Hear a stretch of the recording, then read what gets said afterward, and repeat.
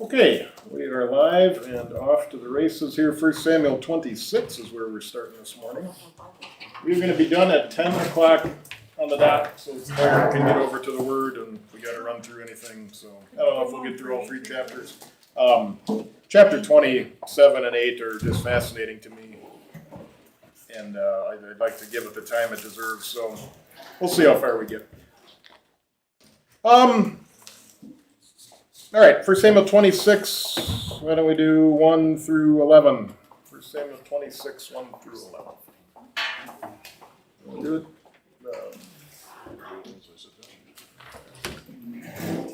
John's going to do it for us. This is going to sound vaguely familiar. 1 to 11, you said? Yeah. Ziphites came to Saul at Gibeah and said, "You know that King David is hiding at the hill of Hachilah, which is near the Badlands?" So Saul set out there and went down to the wilderness of Ziph with 3,000 men who were specially chosen from Israel to search for David in the wilderness of Ziph. Saul set up camp near the road at the hill of Hachilah, which is near the Badlands. David, however, stayed in the wilderness. When David heard Saul had come into the wilderness to search for him, he sent out scouts who confirmed that Saul had come. So David moved out and came to the place where Saul had set up camp. David saw where Saul was sleeping near Abner, son of Ner, the commander of his army. Saul was sleeping inside the defensive perimeter of the camp, and the rest of the men were camped around him. David responded to the situation by saying to Ahimelech the Hittites and to Joab's brother, Abishai, son of Zeruiah, "Who will go down with me into the camp to Saul?" Abishai said, "I will go down with you."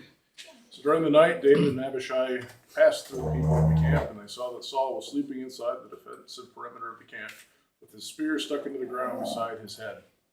Abner and the rest of the men were laying all around him. And Abishai said to David, "God has delivered your enemy into your hand today. Please let me strike him and pin him to the ground with my spear. One blow, that's all I need. I won't need to strike him a second time." David said to Abishai, "Do not destroy him, for who can stretch out his hand against the Lord's anointed and be guiltless?" David continued, "As the Lord lives, the Lord will strike him, or his day will come, and he will die, or he will go down into battle and be swept away. May I be cursed if I stretch out my hand against the Lord's anointed. Now go take the spear that is beside his head and the jar of water, and we will go."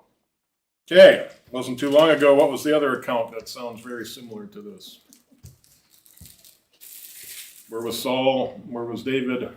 Oh, in the cave. In the cave, right? Saul's relieving himself, and David has every opportunity just to run him through. In fact, that's what his men encourage him to do. Like, here you go, the Lord's delivered him into your hands. He's right here. And David's response was very similar, where that's not for me to strike down the Lord's anointed. So at that time, remember, what did he cut off to prove? Yeah, a little part of his robe, and say, "See, look what I could have done." So kind of the same thing here. Conceptually, he's going to take the spear and water jug and see what I could have done, but I didn't, because that's for the Lord to decide when your life is going to end. On your sheets there, the Ziphites, this is the second time now they went to Saul and kind of tried to not tattle. Hey, David's over here. We know where David's at. Saul apparently is not real good at keeping his promises of not wanting to hunt down David and kill him anymore. He gets word of it, and 3,000 of his special forces, think of like maybe Navy SEALs, Army Rangers, something like that, go down with him. He wants to get rid of David once and for all. We hear about this guy Abishai. This is one of his nephews. Zeruiah is his sister. We're going to hear about Joab a lot coming up. Joab is another nephew. One error I heard. Yeah. John said, King David. When? So does the HV have king in there already? Verse 1, was it? Yep. 26, verse 1. You said it. Whether it was printed doesn't make any difference. Really? Yep. Got ahead of yourself? I must have. All right, you're anticipating. You know, the Lord's anointed. I hope I didn't spoil it for everybody. We are. That shows people were listening. At least Tom was listening. Yeah. Yeah. The only one who caught it. On your sheet there, it says, note the impetuous characteristic. What does impetuous mean? Come on, Tom, you're on a roll. Impetuous. You just do it, you don't think. first. Yeah, you're I very, hate to be wrong. yeah. So that is a blessing and a bane to David. There's gonna be times that comes in very handy. There's gonna be times where, wait a minute, we should have thought this out, but now it's too late. So yeah, Abishai's ready, just let's kill the guy right here and right now. I think we kind of talked about number one, right? Why did Saul go down into the camp? Or David go down into Saul's camp, excuse me. What's again the point he's trying to make to Saul? That he can come and kill him anytime he wants. How many times has the Lord set it up for me? I could totally eliminate you if I wanted, but why are you after me? I'm not trying to kill you. And it's going to make sense in the next chapter too. We could say David kind of is in a little depression, and he's just so tired of Saul constantly chasing him. Maybe we would be too if every time you go to sleep you're listening for a sound of any sound you hear. Right?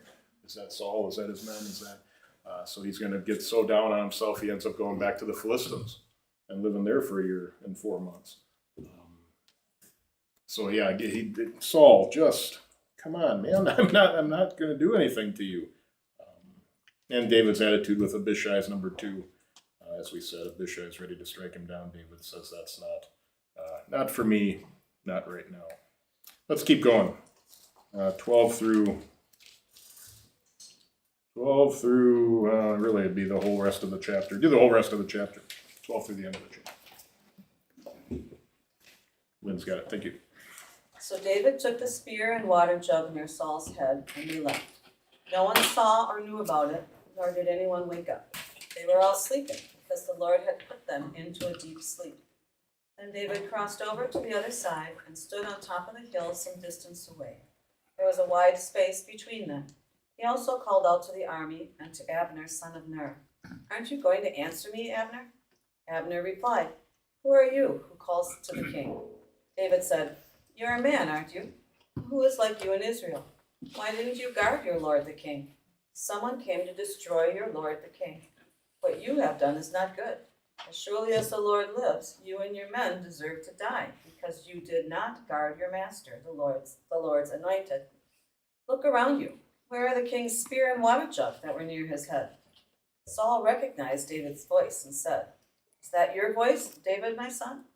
David replied, Yes, it is, my lord the king. And he added, Why is my lord pursuing his servant?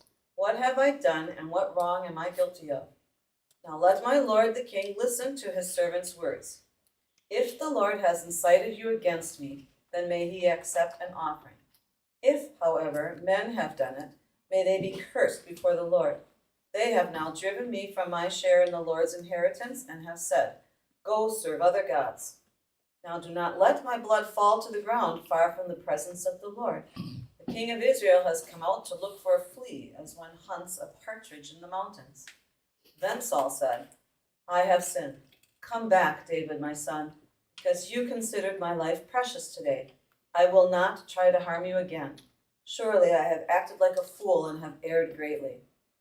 Here is the king's spear, David answered. Let one of your young men come over and get it. The Lord rewards every man for his righteousness and faithfulness. The Lord delivered you into my hands today, but I would not lay a hand on the Lord's anointed. As surely as I valued your life today, so may the Lord value my life and deliver me from all trouble. Then Saul said to David, May you be blessed, my son David. You will do great things and surely triumph. So David went on his way, and Saul returned home. All right. As far as we know, that is the last time Saul and David talked to each other.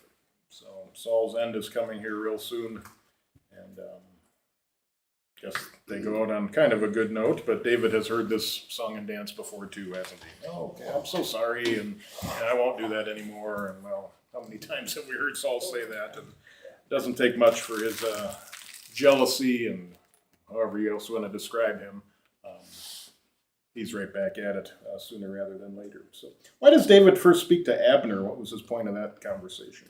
The general. Let him know he failed protecting his king. Yeah, who's the one who's actually protecting him? You are kind of doing a crummy job. I'm the one who actually cares.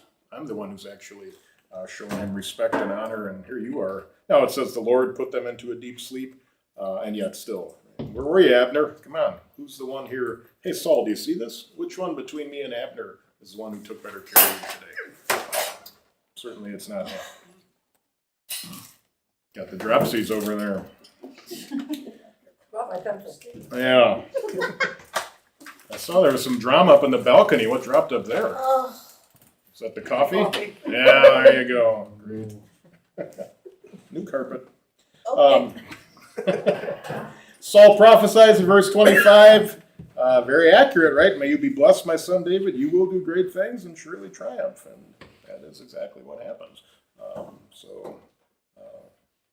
Remember, every once in a while there's that phrase that came up, is Saul among the prophets? People were so surprised when Saul would, because he apparently wasn't a real spiritual guy, that he would say prophecy type things. But here's another example where what he says through the Lord comes very true. So. And 5, we've kind of talked about many times, just this attitude of humility, how world leaders today learn from how David treated Saul, understand that God is the one in charge, and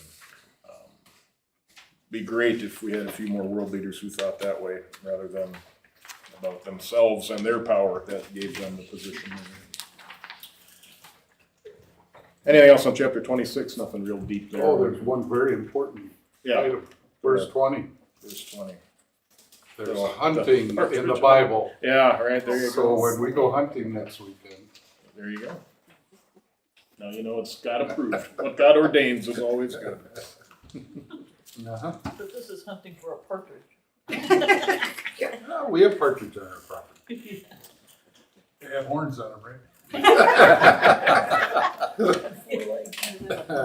All right, good. Chapter 27 then, like I say, is just kind of an interesting, if you ask me, David is kind of in some depression here.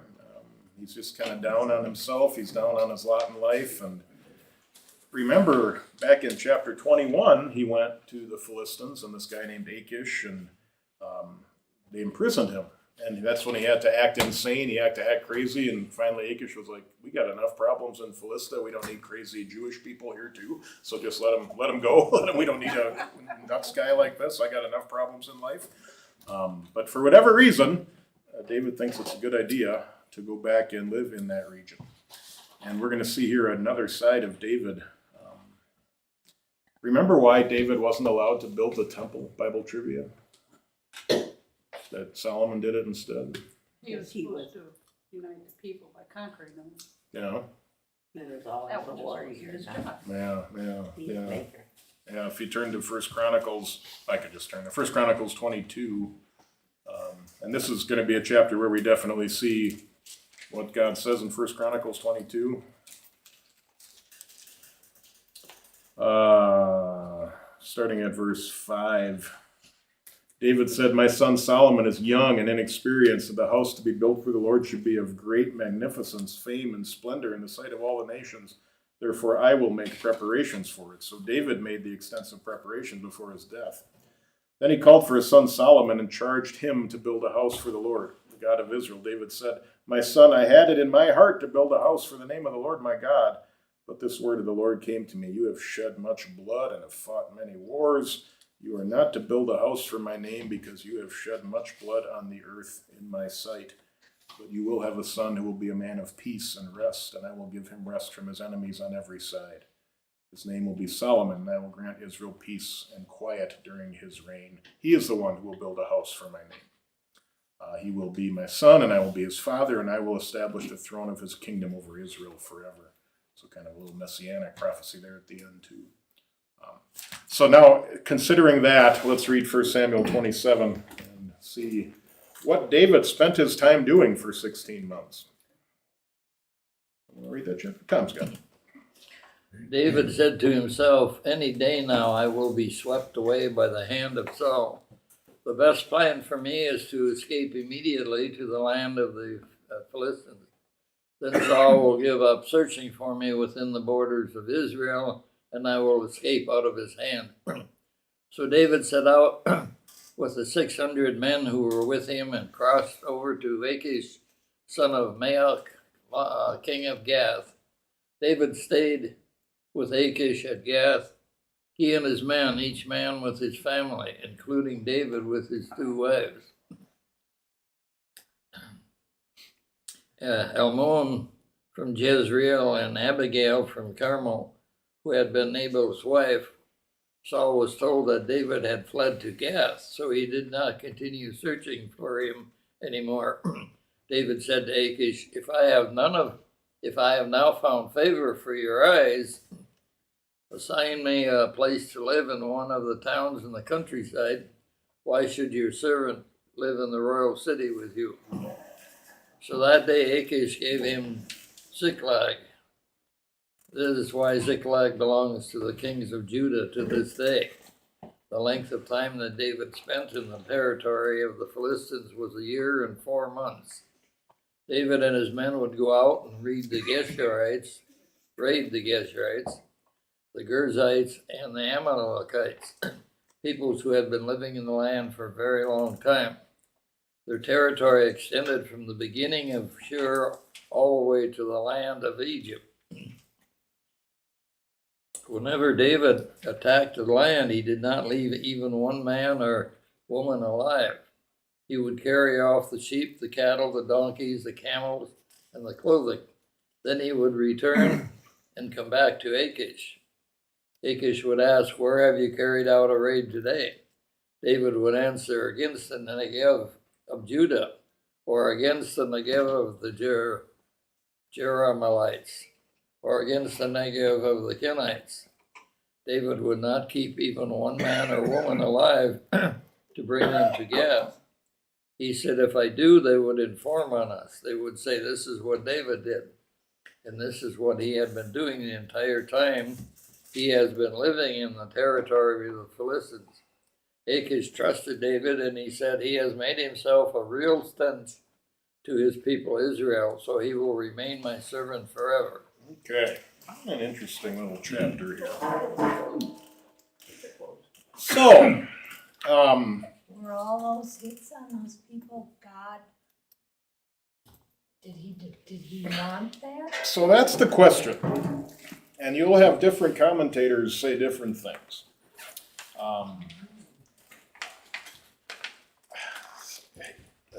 Well, how do I put this? God never chastises him. You know, one would think maybe God would have some words of, hey, knock it off, or what are you doing? These people that he is raiding and eliminating, is this part of God's general directive to when you go into that land and we wipe those people out and this is your land and take care of business? Is David just doing this on a whim because he's bored and he likes to go raid and kill? And that's where you'd think maybe God would say something if David's motives are evil and wicked. We don't hear any directive from the Lord to tell him to stop. Then he kind of lies to the king. Right? Well, he doesn't kind of lie, he does lie. The king says, who are you? Where are you raiding today? And he's, the people in Judah and the people down. And he wasn't raiding his own people. But what was his motive for not telling the king the truth? And you hear that from the king at the end. What does the king kind of assume that the people of Israel think of David now? If he's killing them all off, and you're the Philistine king, what are you thinking? Yeah, they don't care about him. He's one of us now, right? This is fantastic.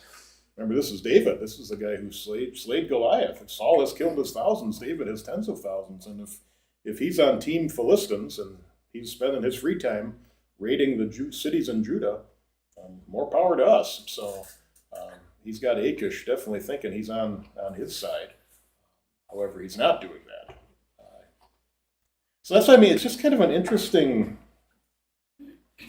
Let's look at the sheets and maybe we can talk more about it. At the top there, David thought to himself. There's some debate over David's motives, which is exactly what Susie's asking about.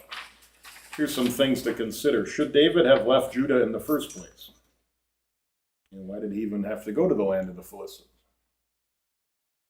The prophet Gad had told him to remain in the land of Judah, but this may have simply referred to that one occasion. It may not have been interpreted as a standing command from the Lord. David may have been weak in seeking refuge with the Philistines, but he also may have planned all along what he was going to do, putting himself in the middle of a godless nation, but the Ziklag, his final home, was an uninhabited town the Philistines had taken from Israel. And he kind of is continuing to fight Israel's battles while he's there against her enemies. He lied about whom he was fighting against, but did David consider Israel to be in a perpetual state of war with the godless nations around it? And warfare always involves deceit. And number 4, some say David fought against innocent people. Others place the people he fought against into the camp of Israel's enemies, in which case he was not sinning by what he did. So again, no different than when God told through Joshua, right, go into the land and wipe all these people out. That was a directive from God. It wasn't like, well, if you want to. In fact, when they didn't, that's when God gets upset. I told you to wipe those people out, and you didn't. Now there's going to be consequences. I don't know. What do you think, Susie? What is your, or anybody? What's the flavor as you read this chapter and kind of put it into context? David is, well, kind of like what you said, cleaning up what should have been done and perhaps saving himself a war in the future So by you're taking care of it now. taking care of it now. So you're on the side of kind of giving him the benefit of the doubt.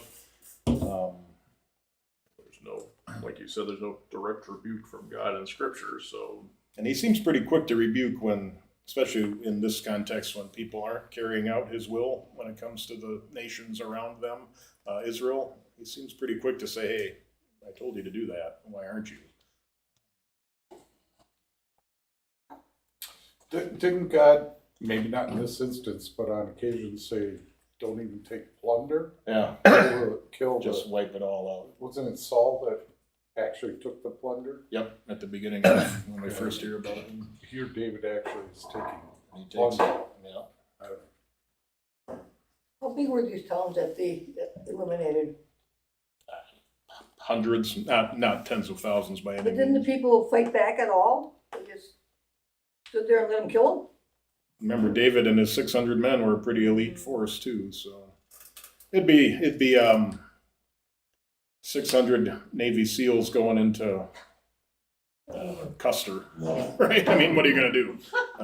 You don't have an army defending you. You're not gonna call up the National Guard. They're gonna come in and if they want to kill you, they're gonna kill you. Well, I suppose it was kind of a surprise. They didn't expect Right, them to show right. up. It was like, Yeah. and I try and hurry up and get some people together to defend yourself. Yeah, we're not officially at war with. They're gonna be at war real soon with the Israelites, but right now they're not. So. I was gonna say, would God have given him a victory if Yeah. he didn't want them to win? God could have very easily made this go the other way if this was against his will. Right. Doesn't matter how many armed forces you have and Navy SEALs. We saw what 300 could do earlier back in that story with Gideon. So, yeah, if you match up the Psalms that he wrote with the time frame, we've done a few of those in the weeks past, it seems like none of his Psalms come from this time frame. Does that tell you something? Isn't it just interesting? It's a side of David you can see why God said, you're just a bloody guy. You got a lot of blood on your hands. And is that one of the consequences for this? If it is, hey, David, you went a little too far. Now you're not going to get to build the temple. Is that maybe one of the consequences of his action here? It sounds like David was, enjoying himself, taking his elite men and just wiping out town. Yeah, he doesn't seem to have any pangs of conscience here. Right? Where are you going today? I'm going to go kill more people. Get more clothes, Get more sheep. clothes. More stuff. But again, if he's considering this, these are the enemies of God's people, and we were told to wipe them out, he shouldn't have any pangs of conscience. If you're on that side of the story where David's just doing what God told him to do. I think anytime we see where, he doesn't leave any women alive, you're kind of like, ooh. Children either, obviously. Yeah, wiped them all out. Yeah, he didn't want anyone. Why did it say he did that? Because he didn't want anyone to tell on him. Yeah, they want witnesses. Yeah, if King Achish asked, so someone goes to him and says, hey, David wasn't killing Israelites, he was killing us.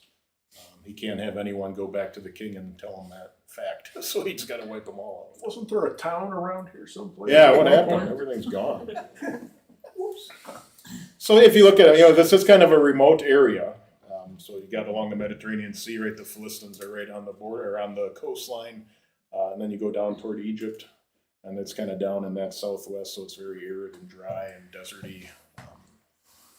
The main cities of the Philistines are up north a little bit, so kind of out of the way, off the beaten path. How many years has it been since Samuel anointed him? That he's waiting and waiting and waiting and waiting. Ooh, that's a great question. I don't know that off the top of my head. It was years and years. It's been years, yeah, for sure. Part of me's thinking at least 10, but I'd have to look a little closer. It's been a while. It's not just yesterday. Yeah, so a lot of patience, right? He's definitely waiting his turn.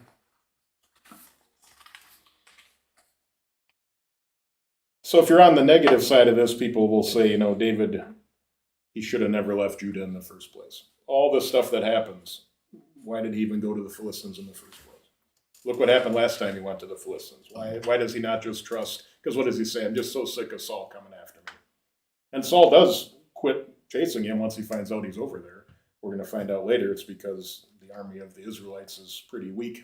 At the present time, God has sort of removed his presence from him, and he's scared to death about the Philistines. So it makes sense that he's not going to go in and try to set up some campaign. Interesting. But again, I think you just keep coming back to, one would think that God would say something if what David was doing here was some horrible, sinful thing, and God is silent. So maybe we give David the benefit of the doubt. We got 10 minutes, and this is the most interesting part here. Well, let's get into it. 10 minutes is a little bit of time. Before we get to that, how about number 4? How might this section be used to comfort soldiers who are forced to lie and kill in times of war? There's an interesting ethical dilemma for any. It is an example, isn't it? Something you could maybe turn them to if their conscience is really bothering them, that, hey, I had to be a little deceitful here. And well, so was David. Do a little killing. Yeah. You're doing your job, right? You don't really have a choice in the matter. This is what you signed up for. You're defending our nation. Kill or be killed. Yeah. Remember when they go to John the Baptist, the soldiers ask him, what should we do to repent? And he doesn't say, well, stop being soldiers and killing people. He talks about, being generous and being kind and not abusing your position. So certainly it's not a sin to be in the military, and thus sometimes your job is to have to end people's lives, which is unfortunate, but that's a sinful world that we live in. Imagine the people that had to fight under Adolf Hitler. And That's had a to big ethical, yeah. They were doing their because job. He was in charge. Right. How many people did not want to be doing that? All right. You're kind of, that's one where there is no authority except that which God has established. Really, even him? Yeah, really, even him. For whatever reasons God had in mind, he allowed him to become the chancellor of the country, and the soldiers did what they were to do. I imagine there were a lot of German Lutherans in the 30s and 40s who weren't exactly all on board with what the Chancellor of Germany was telling them, but this is my job as a soldier. I imagine there were a lot of counseling sessions behind the scenes during those days.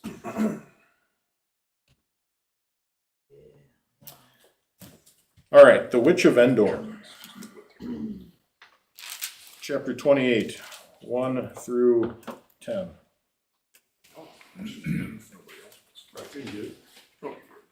In those You'll days, get next, Susie. Go ahead, Dean. In those days, the Philistines gathered their forces to fight against Israel. Achish said to David, "You must understand that you and your men will accompany me in the army." David said, "Then you will see for yourself what your servant can do." Achish replied, "Very well, I will make you my bodyguard for life." Now Samuel was dead, and all Israel had mourned for him and buried him in his own town of Ramah. Saul had expelled the mediums and spiritualists from the land. The Philistines assembled and came and set up camp at Shunem, while Saul gathered all Israel and set up camp at Gilboa. When Saul saw the Philistine army, he was afraid. Terror filled his heart. He inquired of the Lord, but the Lord did not answer him by dreams or Urim or prophets. Saul then said to his attendants, "Find me a woman who is a medium, so I may go and inquire of her." "There is one in Endor," they said. So Saul disguised himself, putting on other clothes, and at night he and 2 men went to the woman. "Consult a spirit for me," he said, "and bring up for me the one I name." But the woman said to him, "Surely you know that what Saul has done. He has cut off the mediums and spiritualists from the land. Why have you set a trap for my life to bring about my death?" Saul swore to her by the Lord, "As surely as the Lord lives, you will not be punished for this." Okay. And that is the last time Saul says the name of the Lord before he dies in the text. To your sheets there, Achish lets David know he's going to accompany him. What does David mean by his answer, and what does Achish think he meant? "Hey, David, you and your boys are going to accompany me." David's answer, kind of ambiguous. Verse 2, what is the answer? We sure will. "Yeah, we'll show you what we can do." And Achish takes that as awesome. And I'm going to make you my bodyguard for life. I'm so excited to have you on our side. This is just making us that much stronger. Saul is terrified. Why? What are we told as far as him and the Lord and the army? The Lord wasn't responding to his pleas. The Lord is kind of done with Saul. I'm not listening. I'm not going to answer when you ask. I'm not going to send prophets anymore. Remember we said the Urim and Thummim were that thing in the high priest's breastplate. It almost seemed like it was like a yes or no type thing. And you'd pray and ask a question and then pick out, and it would tell you, okay, if it's this, then it's one way. If it's this, then it's the other way. That's not working anymore. So the Lord has departed from Saul. And Saul decides, well, then I'm going to go figure out what the spiritual world has to say. If I have to do it on my own, I'll do it on my own. So, as much as he had expelled the mediums from the land, now he decides to go find one. Again, you just see the depth of Saul's spiritual depravity here. Keep going, Susie. 11 through 19. Then the woman said, "Who is it that you want me to bring up for you?" He said, "Bring up Samuel for me." When the woman saw Samuel, she screamed and said to Saul, "Why have you deceived me? You are Saul." The king said to her, "Do not be afraid. What do you see?" The woman said to Saul, "I see a powerful spirit coming up out of the earth." He said to her, "What does he look like?" She said, "An old man is coming up. He is covered with a robe." Saul recognized that it was Samuel, and he bowed with his face to the ground to show respect. Samuel said to Saul, "Why have you disturbed me by bringing me up?" Saul answered, "I am in dire straits because the Philistines are waging war against me, and God has departed from me. He no longer answers me through prophets or through dreams. That is why I have called you, so that you can let me know what I should do." Samuel said, "Why do you ask me, since the Lord has departed from you and has become your adversary? The Lord has done exactly what he told you through me. The Lord has torn the kingdom out of your hand and given it to your neighbor David. Because you did not obey the Lord's voice and did not execute my fierce wrath on Amalek, the Lord has done this to you today. What's more, the Lord will deliver Israel into the hands of the Philistines along with you. Tomorrow you and your sons will be with me. The Lord will also deliver the army of Israel into the hand of the Philistines." Okay. So, you got one of two options here when it comes to this spirit. Either it's Samuel, God and his wisdom and might, kind of like Moses and Elijah at Transfiguration, right? God sends the spirit of Samuel to have a message for Saul here. Or it's some kind of demonic presence that's masquerading as Samuel. From what you heard Susie read, which way would you lean? The first way. Why? Former. Because he was quoting what God had told Saul. Yeah. I mean, you don't really see anything in here that Yeah, that goes. demons are good at lying, right? That's all they do. They lie and they deceive, and the devil's the father of lies. And this spirit is saying exactly what Samuel said. And here's why this is happening, and here's what's going to happen. What he prophesies is exactly what's going to happen here in 24 hours. I know people are kind of uncomfortable with that. Why would God? Samuel's in heaven. And that's kind of what he says. Why have you disturbed me by bringing me up? Why am I back here? I was enjoying life up there, and now here I am back talking to you again. But is this, God's final last nail in the coffin indictment of Saul? You want to see Samuel one more time? Fine. But here's what Samuel's going to tell you. You did this to yourself, and now tomorrow's the day. It's over. I'm done with you, and God's done with you. It's a fascinating section. The woman, she screams when she first sees him. Does that make you think maybe she was sort of a charlatan and never actually, kind of the crystal ball? Yeah, she was Like, okay, come to me and I'll give you the fortune and all the future. And she looks and, there's actually someone coming down. This is real. That maybe tells you something, that this is coming from God here. In some way, shape, or form, she realized when she saw Samuel that this was Saul. Maybe she understood the relationship they had. And the whole thing, what does he look like? The mantle. I remember when the whole Elisha story, Elijah's mantle is left, and then Elisha takes the mantle and hits the river and it parts. And so there was some significance to the prophet's mantle, kind of like a robe, maybe a robe and a stole type thing is what you think of today. So she recognized this is Samuel coming.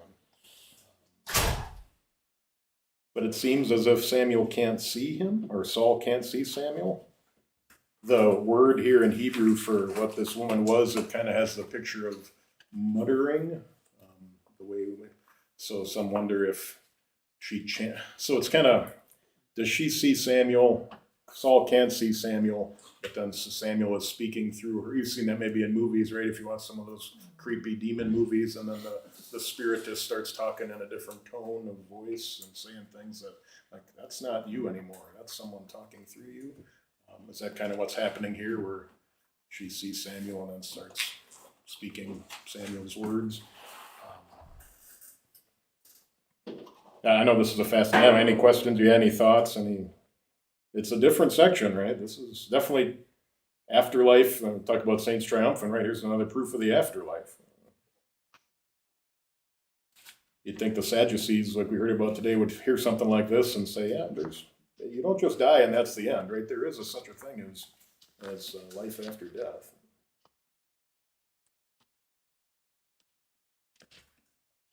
All right, well, let's just finish it off then. 20 through the end real quick. I know I said 10 o'clock hard stop, and I'm already going back in my words, so please. Tom's got that, thank you. Saul immediately fell full length on the ground. Not only was he terrified because of Samuel's words, but he also had no strength left because he had eaten no food all that day and all that night.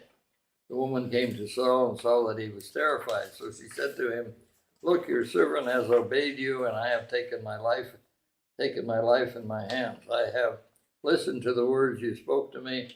Now please listen to your servant and show me to set some food in front of you each so that you will have strength when you go on your way."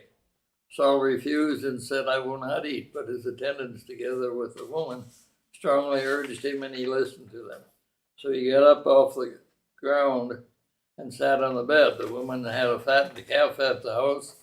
She quickly butchered it. She took flour and kneaded it and baked unleavened bread with it. She set it before Saul and his servants, and they ate. Then they got up and left during the night. All right. And this is going to be Saul's last sleep.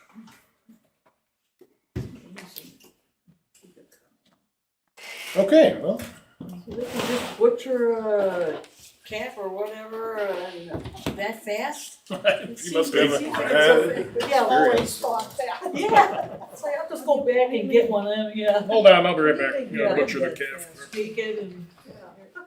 Microwave. Microwave. Can't bake bread that fast. Kill it right in the go. So next week we will finish 1 Samuel. be great. And see the end of Saul and Jonathan, unfortunately. All right, we'll close with the benediction. The grace of our Lord Jesus Christ, the love of God, and the fellowship of the Holy Spirit be with us all. Thank you.